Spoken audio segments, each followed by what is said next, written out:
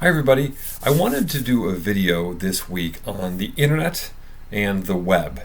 We're talking about that in the lecture, but sometimes we just assume that those two words are the same, right? That basically you can kind of exchange either one, doesn't really matter.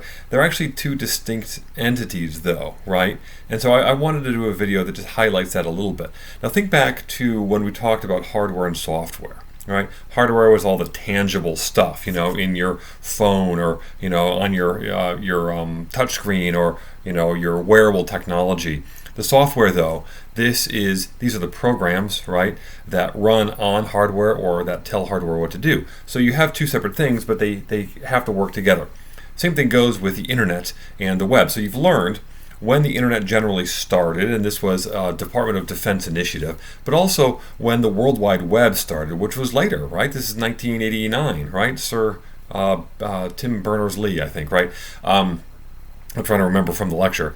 But those two things are different, but they need each other, okay? So when we talk about the internet, we're talking about all of the infrastructure, all of the hardware, all the stuff that allows the web that you're on right now to function, okay? So when we think of the internet, we're thinking of the router you have in your home and the modem, right? You're thinking about the cable that comes into your home and the Wi-Fi that you actually have. You're thinking of different, cell towers that are out there, satellites, and what's interesting, thousands and thousands and thousands of miles of cable. In fact, I'm going to put a link in this announcement that I'd love for you to check out, and it's a map that just shows all the cable that's that's kind of connecting all of the different continents under the Earth's oceans, or at the bottom of the Earth's oceans. It's fascinating, but that's really what allows us to have the internet. It's all of that stuff. It's all that maybe hardware, right? The tangible stuff, and much of it is just literally thousands of miles of cable. Now, the web, as we probably have a better understanding of now, is what kind of ends up sitting on the internet. These are all the billions of web pages that are out there and adding to them daily, right? I mean, it really is billions and billions.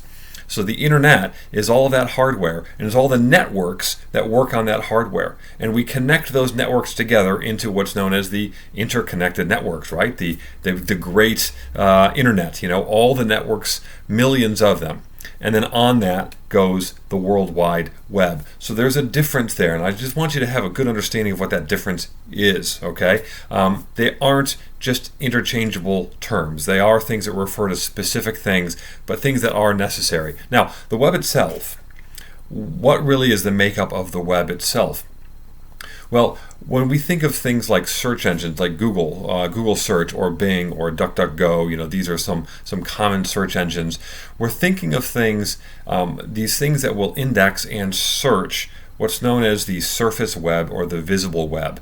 These are all the web pages that are out there that can be searched by major search engines.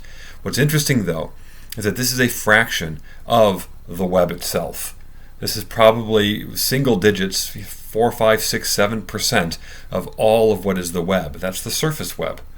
The overwhelming majority of the web is what's known as the deep web. There's nothing sinister about this. These are things that are encrypted. These are things that are password protected. When you sign into your Office 365 account, when you get into Blackboard, when you're doing your online banking, all those kinds of things, that's actually the deep web.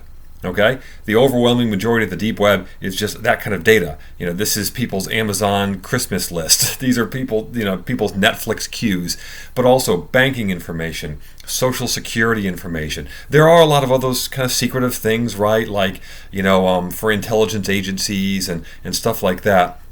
But the overwhelming majority of the web is the deep web, and there's nothing really that sinister about it. Now, there is an element within the deep web that's usually referred to as the dark web or dark net sometimes, and this is stuff that is really very heavily encrypted and is usually surfed anonymously by people, and they go there for anonymity. So these are maybe political dissidents, people who are speaking out against dictatorships or something like that, whether it's in Cuba or in China or in Iran or something like that.